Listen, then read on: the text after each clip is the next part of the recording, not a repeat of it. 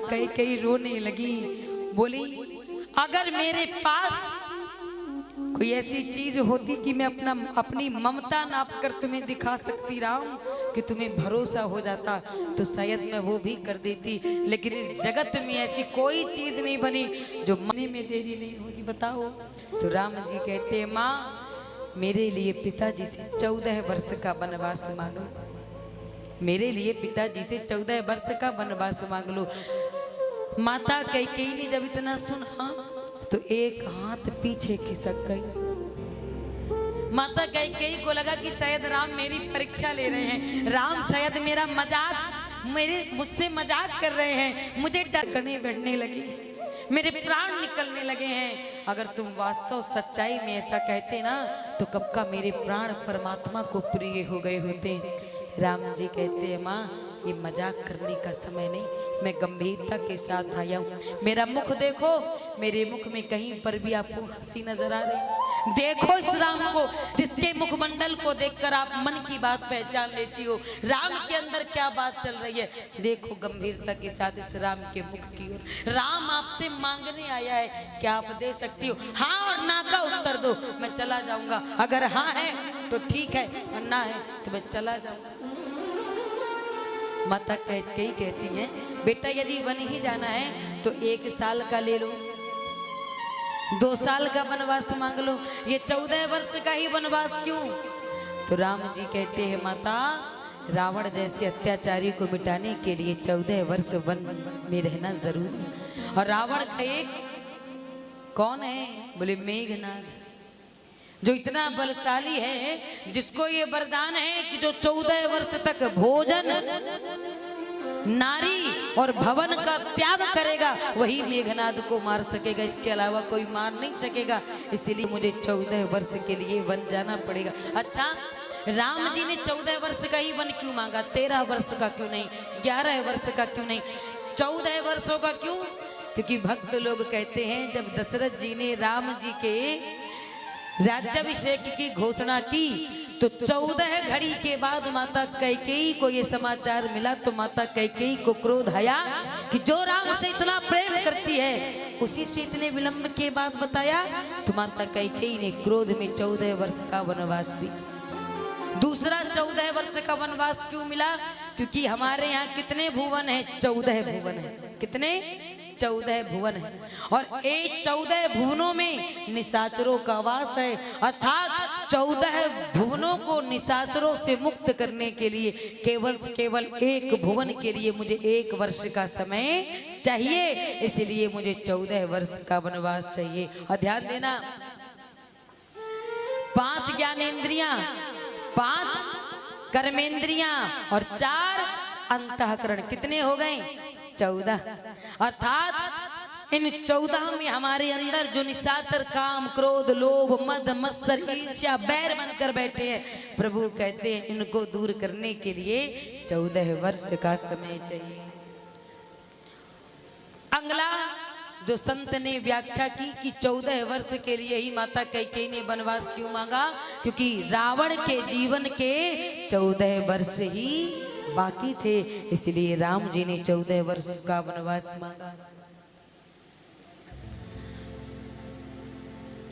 अगला कारण माता कैकेयी के राम जी को वनवास देने का कारण, ध्यान देना, जब दशरथ जी का विवाह माता कैकेयी से हुआ, इनकी 3 रानियां थी। ये राजा कैके की बेटी हैं कैकेयी। कैकेयी माता को युद्ध करते हुए देखकर दशरथ जी के मन में आया कि यदि ऐसी शास्त्र में पारंगत कन्या का विवाह हमारे साथ हो जाएगा तो युद्ध में भी ये हमारा साथ देंगी, कहीं ना कहीं काम आएंगी। तो दशरथ जी के मन में जब कैकेयी जी के साथ विवाह करने का भाव आया और दशरथ जी ने अपने मन की बात कैकेयी माता के पिता राजा कैक के सामने रखा, तो राजा कैक ने कहा कि ठीक है दशरथ, मैं आपके साथ अपनी बेटी कैकेयी का विवाह करूंगा, लेकिन मेरी एक शर्त है। क्या? अगर मेरी बेटी के गर्भ से जन्म लेने वाला बेटा ही राजगद्दी पर बैठेगा तब तो मैं अपनी बेटी का विवाह आपके साथ करूंगा। क्योंकि नियम क्या है? बड़ी रानी का बेटा ही राजगद्दी पर बैठेगा और तुम्हारी पहले से ही रानी है बड़ी कौशल्या। लेकिन अगर आप मुझे ये वचन दे दो कि मेरी बेटी के गर्भ से जन्म लेने वाला बेटा राजगद्दी पर बैठेगा, तो ही मैं आपके साथ अपनी बेटी का विवाह करूंगा, अन्यथा नहीं करूंगा। जब दशरथ जी और गुरु वशिष्ठ ने ये बात सुनी तो गुरु वशिष्ठ ने कहा, दशरथ जी वचन दे दो। क्यों? क्योंकि कैकेयी के गर्भ से जो बालक जन्म लेगा वो राज सिंहासन के प्रति भोगी नहीं, वो राम के चरणों का योगी होगा, उसे राजगद्दी से कोई लगाव नहीं होगा, इसीलिए वचन में हामी भर दो।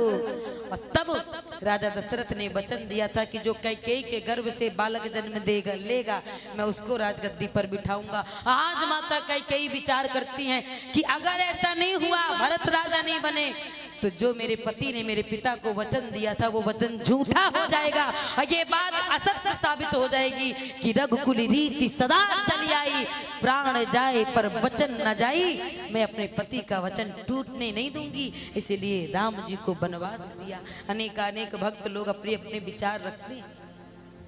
आज माता कैकेयी राम जी के 14 वर्ष वनवास के प्रस्ताव को स्वीकार करती।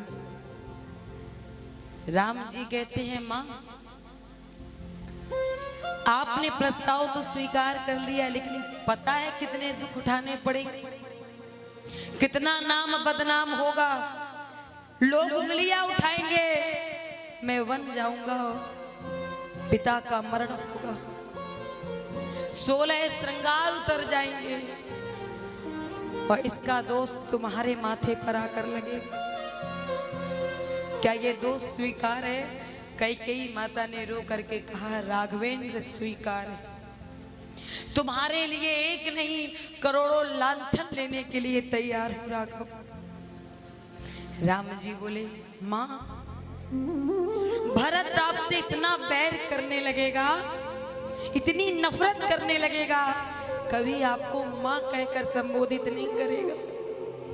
माता कैकेयी रो करके राम जी के मुख में हाथ रख करके कहती हैं, राघव आप जब वन से आओगे तो आप तो मुझे माँ कहकर संबोधित करोगे ना? राम जी कहते हैं, हाँ माँ मैं संबोधित करूंगा, मैं आपको माँ कहूंगा। तो कैकेयी माता कहती हैं, यदि जगत का पिता मुझे माँ कहे और एक साधारण भरत यदि माँ ना भी कहे तो मुझे कोई फर्क नहीं पड़ता, कोई फर्क नहीं पड़ता। राम जी ने कैकेयी माता के चरणों को पकड़ लिया कि कितना कठोर हृदय कर लिया, पत्थर बन गई मेरे लिए। राम जी चरणों को पकड़ के कहते हैं, माँ मुझे आप 14 वर्ष का वनवास दे दोगी, पिता का मरण होगा, लेकिन ध्यान देना आपके इस बलिदान को दुनिया नहीं समझेगी, आपके इस त्याग को दुनिया नहीं गाएगी, सदैव सारा जगत कैकेयी को कुमाता कहेगा।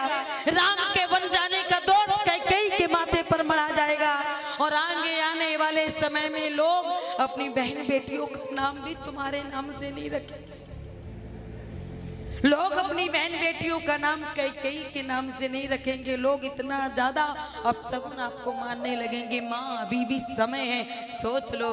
तो माता कैकेयी कहती है, कोई बात ना, रखें या ना रखें, लेकिन यदि परमात्मा के कार्य में रुकी हुई बाधा या बने हुए अड़चन को दूर करने में मैं कुछ सहयोग कर सकती हूँ तो मैं तन मन धन से उसके लिए तैयार हूँ, कोई भी त्याग करना पड़े।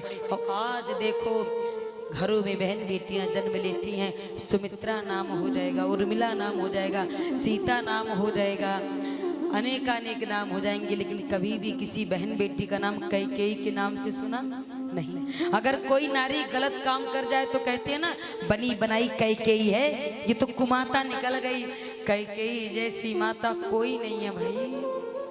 कैकेयी के अंतर मन को समझो, देखो अपने हित के लिए सारा जगत कर लेता है, लेकिन जगत के हित के लिए वही करता है जिसके अंदर बलिदान छुपा होता है। ध्यान देना। आज माता कैकेयी अपनी छाती को कड़ा करके कोप भवन में जाती हैं, क्योंकि विचार करती हैं ज्यादा विलंब करने से फायदा नहीं है। कैकेयी इसके पहले कि राम के ऊपर देवता लोग उंगली उठाएं, माता कैकेयी कहती हैं, राम जिस कार्य को करने में तुम्हारे ऊपर उंगली उठे, दोष लगे, वो काम तुम भरत को सौंप दो और तुम स्वतंत्र होकर वन के लिए जाओ। कितना बड़ा त्याग है कि जिस कार्य को करने पर तुम्हारे ऊपर उंगली उठाई जाए, तुम्हारे ऊपर दोष लगे, वो काम भरत के ऊपर टाल दो और तुम जाओ वन की ओर जाओ। आज माता कैकेयी को भवन में गई। पहले के समय में राजाओं के अनेक अनेक विवाह होते थे। राजपाट इतना विकसित होता था कि इतना समय नहीं